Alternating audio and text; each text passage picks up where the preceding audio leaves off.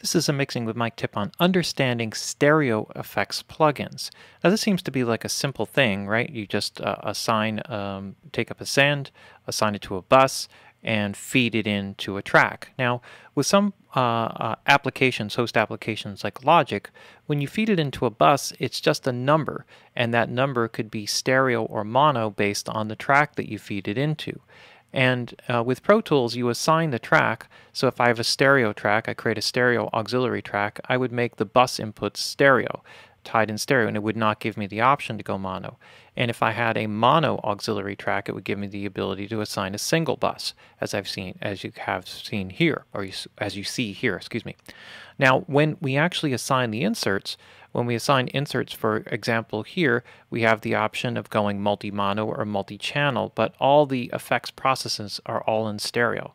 Whereas when I go to the mono return, if I go here to a modulation plugin for what I want to set up here, I have the option to go with a straight mono doubler or a mono/stereo doubler. And this is the effect that I'm going to set up here.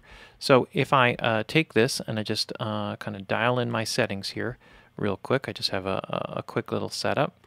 Then what I can do here is I can set up just kind of like a spreading effect on the lead vocal. And let's just kind of go over what that would be.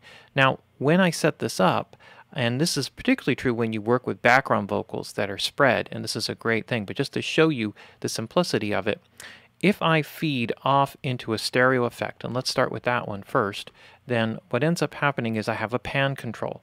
And when the pan control goes into the processor, so let's call it the stereo processor here, and what I have is a slight pitch detuning with a short delay on the left and on the right, and they are panned hard left and right. So when I feed it in mono, it'll feed both of those simultaneously, as you can hear here, as you can see here. Maybe everyone comes a little bit undone. Okay, and that's an excessive amount just to show you what's going on. But if I feed this off to, if I pan this off to the left, now all I know is I can't. The effect is only on one side, and you can see that actually the plugin. This is showing you the output. Maybe everyone comes a little bit undone. So where is that helpful? For example, if I had a background vocal part, and let's just say this was a background vocal part, and I panned it off to the left, and then I can pan the effect off to the right, and now I have a stereo spreading effect. Maybe everyone comes a little as opposed to putting it in the middle, and what this does, but we patch the holes, creates a completely different effect. And if I put it here onto one side, now it doesn't sound like a doubler anymore. Now it sounds like a phasing effect because the delay is too short.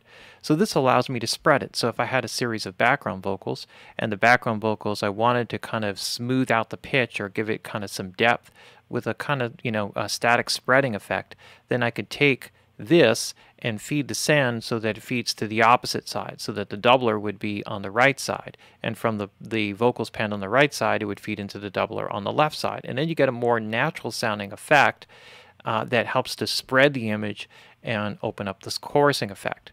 Now, what happens here, and the difference is that if you feed this into a mono plugin, like you see here, then if by feeding it into a mono track, now it comes out stereo because what we've done here, and I'm just going to mute this guy so it doesn't give us any extra double monitoring, then what will happen is it will go in mono and feed both sides instantly. And you notice that there's no pan pot here because it's going to a mono bus. So this is a mono to stereo spread. And then all of the spreading effect would be with the panning that I do internally within the plugin itself. And if I'm going to do that and pan it hard left and right, then I might as well keep it mono and just pan it to the opposite side.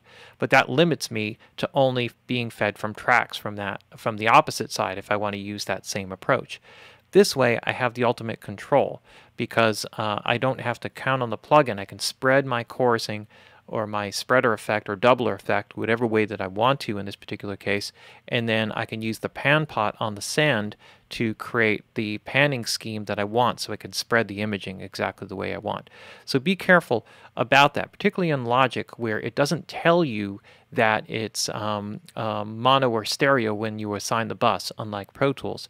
And you have to actually click on a button down at the bottom which will make the track stereo, but the plugin before it can still be mono. So you have to be very conscious of that effect and make sure that you make the track stereo first before you go ahead and apply the stereo plugin so that you don't end up monoing the signal going in with a stereo output, which effectively is the same thing as what we have here in Pro Tools.